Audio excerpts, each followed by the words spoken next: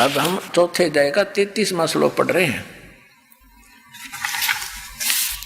हे परंतम अर्जुन, द्रव्य में यज्ञ की अपेक्षा ज्ञान यज्ञ अत्यंत श्रेष्ठ है, और यावन मात्र संपूर्ण कर्म ज्ञान में समाप्त हो जाते हैं।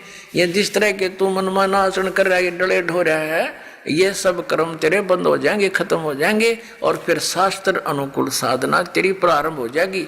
वो तत्व ज्ञान को समझ, यानी वो ज्ञान यज्ञ श्रेष्ठ है। अब चौथे अध्याय के 34वें श्लोक में कहा है कि वो तत्व ज्ञान जो सुख संवेद 5वां है, उस तत्व ज्ञान को, उस 5वें वेद को जो सच्चिदानंद घन ब्रह्म ने स्वयं आकर के बोला है अपने मुख कमल से, वो सच्चिदानंद घन ब्रह्म की वाणी 5वां वेद सुख संवेद है, और उसमें बड़े विस्तार के साथ धार्मिक अनुष्ठानों की जानकारी दी है। वो तत्व ज्ञान है। उस तत्व ज्ञान को तू तत्वदर्शी संतों के पास जाकर समझ देखना। चौथे अध्याय के 34वें श्लोक में, चौथे अध्याय का ये 34वां श्लोक है। उस ज्ञान को, कौन से ज्ञान को? जो सच्चिदानंद घन ब्रह्म ने अपने मुख कमल से बोला है, सच्चिदानंद घन ब्रह्म की वाणी में 5वां वेद है।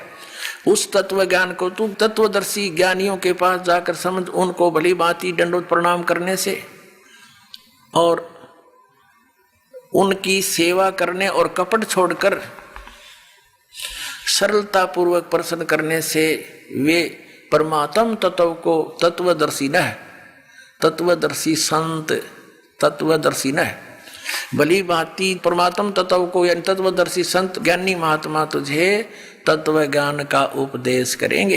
अपने आत्माओं, इन आचार्य नर शंकराचार्यों ने कख भी पता नहीं अध्यात्म मार्ग का, और 2500 वर्ष से हमें फिर गुमराह करके हमें खजूर पर टांग कर चले गए।